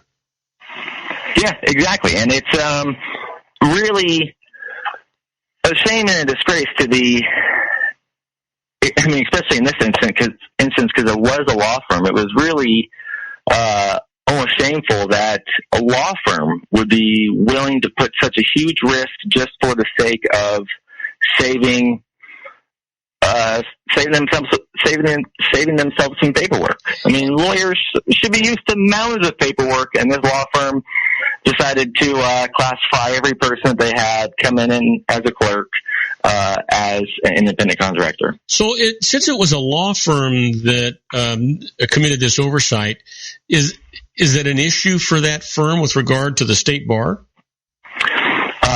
I would assume so. I don't know what action the state bar has taken. And because it was litigated before a judge, I didn't feel it was my moral obligation to report anything to the state bar, because it ultimately would be up to the judge's discretion. Mm-hmm. But as an attorney myself in my own practice, I would definitely fear that my license could be at risk if I were to intentionally engage in this practice and essentially abuse the 1099 independent contractor process. It's there for a certain purpose, and when you use it to go beyond that, I would be afraid that not only my business is at risk, but also my license. Well, you know what? When you start thinking about having to go to college and then going to law school and the investment that you make in that and all of the study and work and then the tension of trying to pass the bar and getting that done and everything it takes to become an attorney, boy, to put all of that in jeopardy over a stupid decision, boy, that's a tough road to go. Greed is a very powerful thing. Man, I'll say. Hey, so we've got 45 seconds before we have to say sayonara to you, Corey. Why don't you tell us a little bit about your firm, your practice, and leave it with some contact information? Well, once again, my name is Corey Freeberg with the Freeberg Law Office, and I'm proudly representing injured employees in the Inland Empire. My focus is directed specifically with towards peace officers, firefighters, hospital personnel, anyone that is really a first responder and takes care of us when we are in need. But I do accept all workers' compensation claims if I feel they're valid. I don't accept every case that walks in the door. But I am more than happy to represent anyone that has legitimate injury on the job in the Inland Empire. And if you're an independent contractor who feels you may have been misclassified, I'm also not afraid of taking on those cases as well. Well, give out that contact information, Corey. The phone number again is 909-333-1527. And do you have a website? No, not yet. I did, and it was taken down, so I'm getting it back up. I got you covered. Hey, Corey, thank you so much for filling in for David today. It was a pleasure. I'm happy to be of service, and it was a great pleasure to talk with you about the issue. I appreciate it very much. You go out and have a great day. Stay safe, stay happy, make everybody's life around you better because you're in it, will you? I will certainly try. Thank you very much. All right. Take care. Now, do not go away. When we come back, we're going to be dealing with the birthdays for today. We're also going to do the secret daily teaching for your life, the Harvard Business Tip of the Day, and interesting but useless facts. We'll be right back, folks, right after these brief messages. Do not go away. If you want to increase your client base and sales, then consider this, the Relationship Building Network at RBN. Given the current economic conditions and challenges, we all need to work smarter, make smarter decisions, invest our hard-earned dollars where it'll yield the best return for our investment. Many business professionals claim that the most effective networking group in Orange County is RBN. No other networking group or organization can offer what RBN offers. Make every year your best year. Join RBN and start reaping the benefits today. Nearly 3,000 businesses have joined RBN and experienced those benefits. Why join RBN? It's one group. It's one membership. It's no renewals. It's all through Orange County. RBN is a freestyle networking group. No mandatory attendance, no restrictions, no rules, and no penalties. Call them at 949-830-5776 or go to their website at rbninfo.com. That's 949-830-5776. If you've ever dreamed of having your own business to make your life secure, Water's Edge Wineries might be just the ticket. In 2004, their founder, Ken Leinberger, created the first winery franchise in California. It was a new concept with all of the functionality of a traditional winery, but without the vineyards. They purchase high-quality grape must from one of the largest winemaking companies in the world. Then they craft each wine carefully and bottle it right at their location.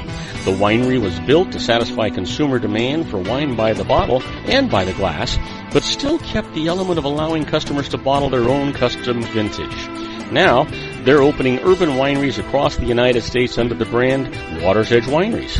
If you've ever dreamed of owning your own winery, it may be in reach right now through Water's Edge Wineries. Just give them a call at 909-468-9463, extension 700. That's Water's Edge Wineries, 909-468-9463. 888-848-5863.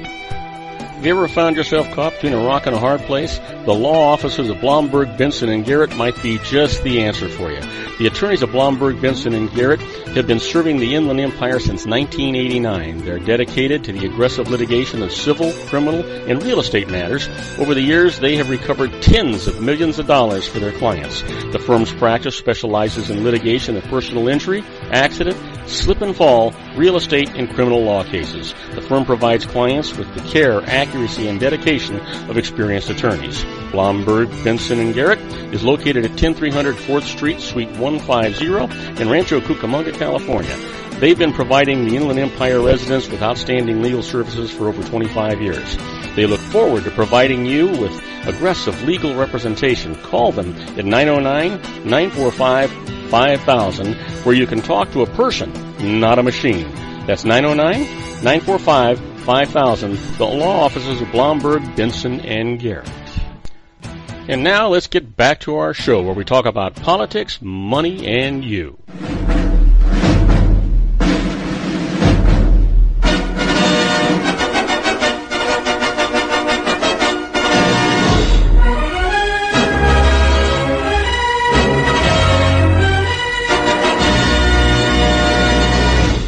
And I am Robert Cardoza. You're listening to Robert Cardoza live on the street at the intersection of business and politics.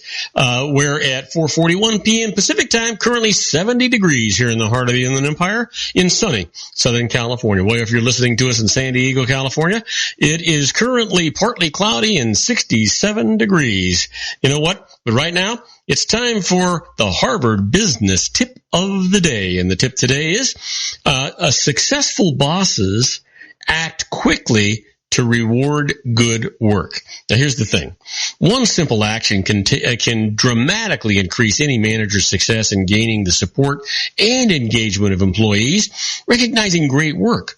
That means calling out excellent accomplishments by your employees right away and doing so in consistent and regular increments. Now, a handwritten note trumps an email.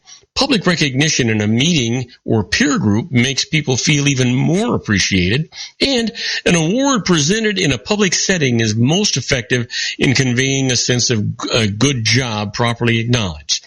Not only does recognition have a powerful effect on those being called out, it also has a motivating effect on peers who see great work being rewarded.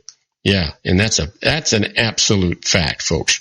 Well, you know what? It's time for the secret daily teaching for your life. And this, you heard me say it every day. You hear me say this. This is all about a positive mental attitude. You control what goes on in your life on a daily basis, the good, the bad, the success, the failures, the rich, the poor. You control it all. So the teaching for today is, can you consider for just a moment that there are wonderful things ahead for you? Can you put total trust and faith in the universe and know you are so loved and that everything that happens is all happening for you? Because that is absolutely the case. Just know that. It's all about that positive mental attitude. Just know it. Well, you know what today is. Sure you do. It's Friday, thank goodness. And it's January the 29th, and it is somebody's birthday.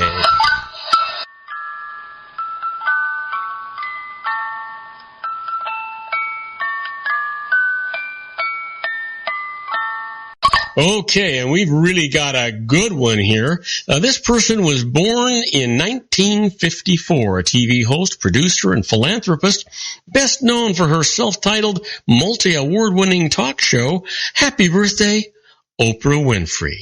And born in 1968, an actor, film producer, writer, and director.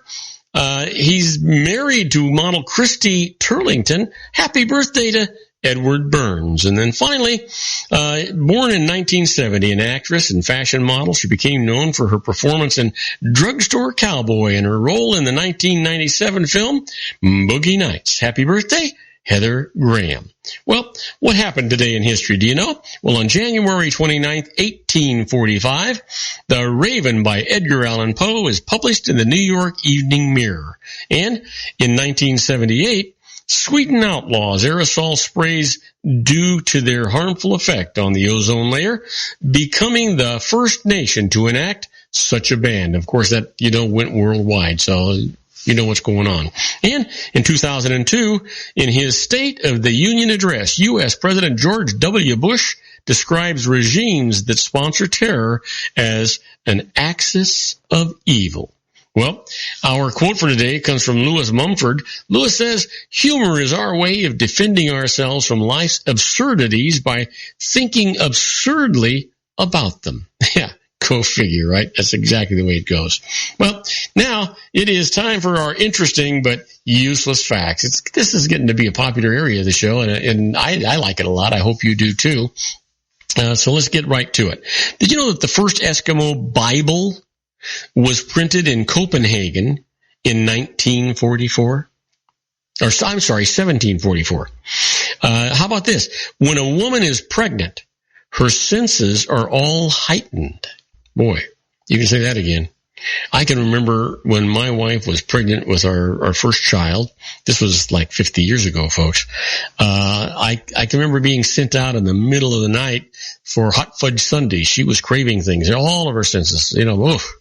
Did you know the average elephant weighs less than the average blue whale's tongue? Yeah, give that some thought. How about this? You know that Mount Athos in northern Greece likes to call itself an independent country. It has a population of about 4,000, all men, by the way. No females of any kind, including animals, are allowed. There are 20 monasteries within a space of 20 miles. Wow, that's kind of interesting if you think about it. Yeah. How about this? You know that karate, generally considered a Japanese martial art, did not come to Japan until 1916. Prior to this time, it was practiced solely by the Okinawa Islanders, who had developed it centuries earlier as a means of weaponless defense against the Japanese. Go figure, right? Well, let's see here. How about this? Did you know that there are 132 rooms in the U.S. White House? 132 rooms. That's kind of interesting. I wonder if that includes the residents. I'll bet it does. Did you know that the most remote island in the world is Tristan da Cunha, which is above the subantarctic zone? I don't know if you cared. I don't. How about a nihilist believes in nothing, a nihilist? And how about this? The military used toilet paper to camouflage their tanks in Saudi Arabia during the Desert Storm War. Now, I didn't know that. Did you know that? That's kind of interesting. How about this? The red spot on the 7-Up cans comes from an inventor, or from its inventor. He was an albino. Albinos have red eyes. Give that a thought. You know, the common goldfish is the only animal that can see both infrared and ultraviolet light. I didn't know that. How about this? The loop on a belt that holds the loose end is called a keeper. That's interesting. How about this?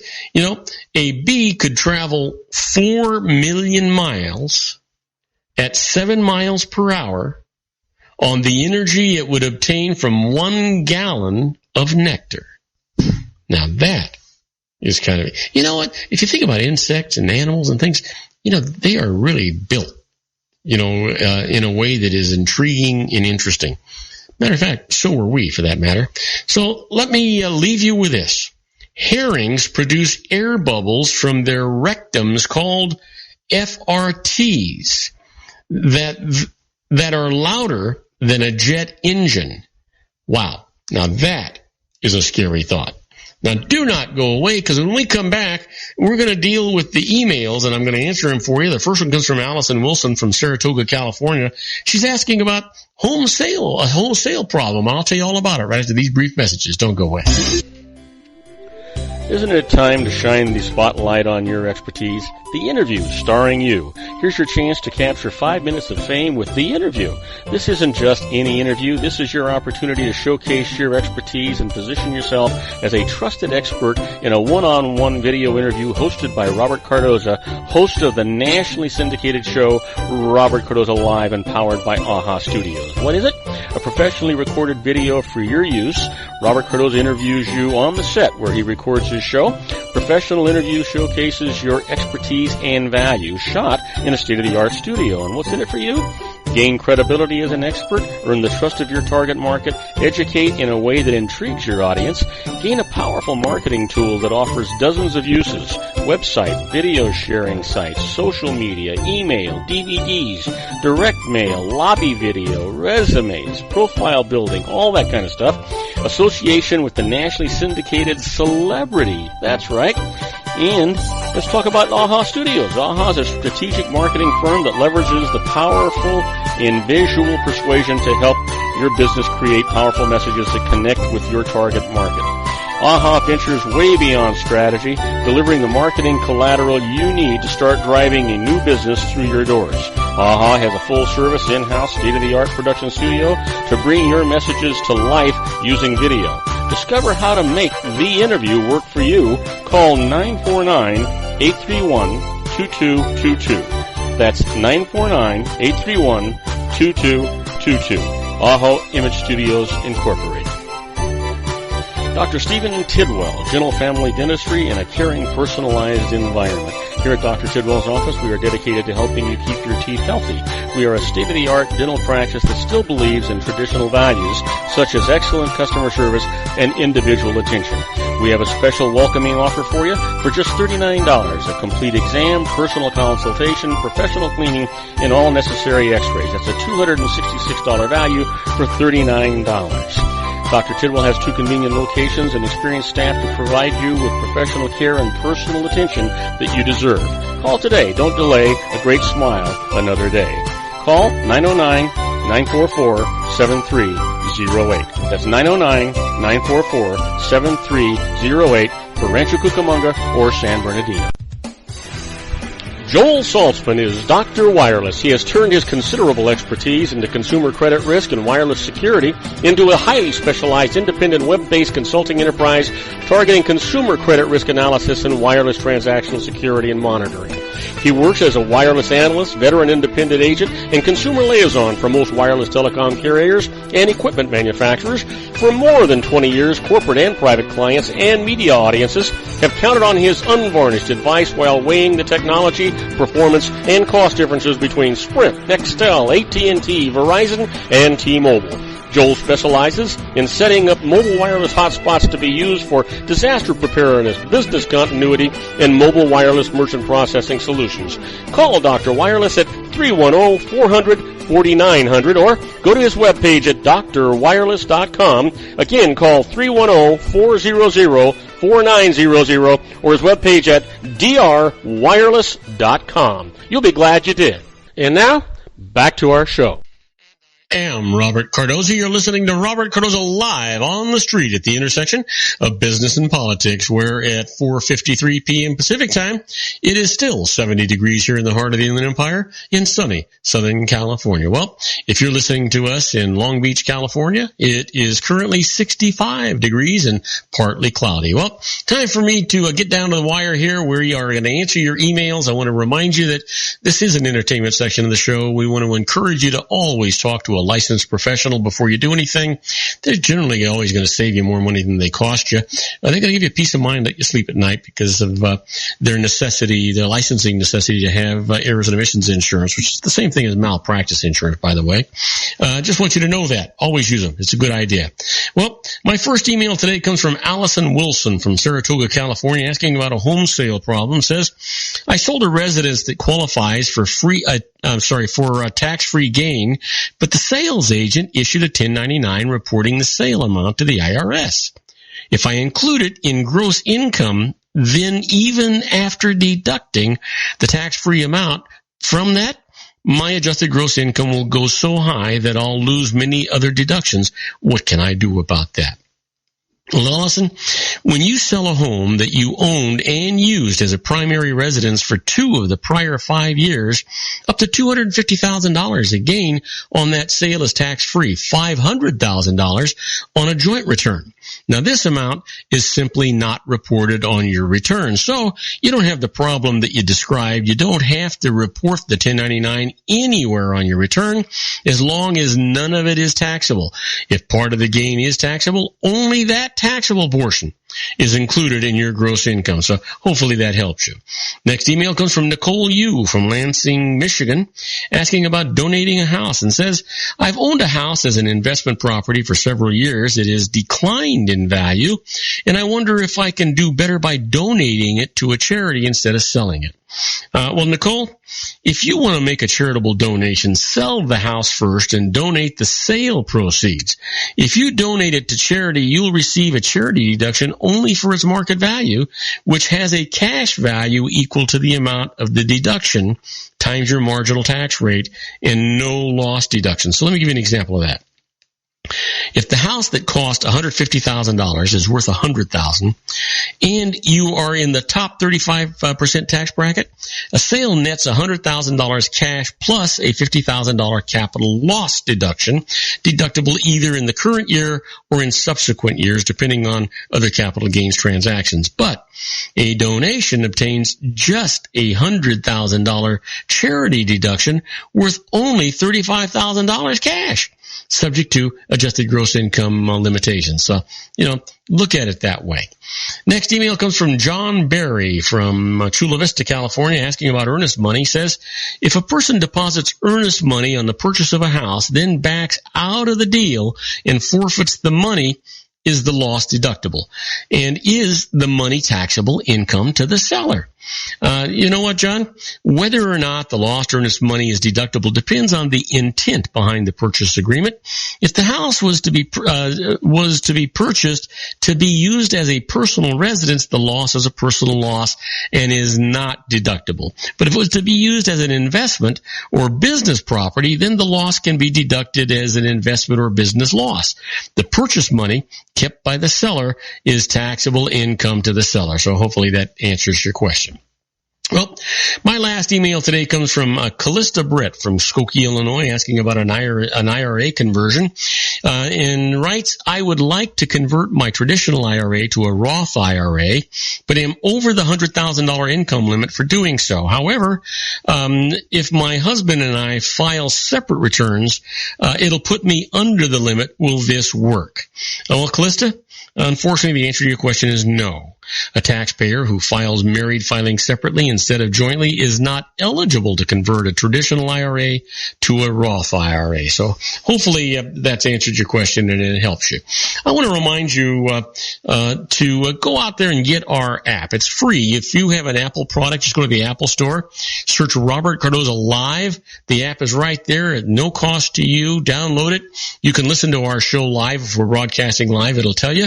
Or you can listen to any of our archive shows, and you can even chat with us while we're broadcasting, and I'd appreciate it. If you have a Windows product or a Android product, go to googleplay.com and do the same search, Robert Cardoza Live, and the app is right there, and it's absolutely free, and we'd appreciate you doing that, and we'd appreciate you telling all your friends about the app's availability as well. Now, on my next show, which is going to be on Monday, John Matthews, Joe Hakels, and I are talking about politics on the Conservative Syndicate simulcast that we do every Monday and Friday. And John Hanson will be here, that little old wine drinker. He'll be talking about food and wine. Now, please tell all your friends about my show here on the RLC Broadcasting Network. That's our show for today. Beginning today, treat everyone you meet as if they were going to be dead by midnight. Extend them all the care, kindness, and understanding that you can muster. Your life will never be the same again. So many of our dreams at first seem impossible, then they seem improbable, and then when we summon the will, they soon become inevitable. You know, the real secret of happiness is to make others believe that they're the cause of it. Robert Cardoza Live is brought to you by blogtalkradio.com every Monday through Friday from 4 p.m. to 6 p.m. Pacific Time. Now, go out and make it a great day. Your host has been Robert Cardoza, the technical advisor, Matchstick Digital, and your executive producer, also Robert Cardoza.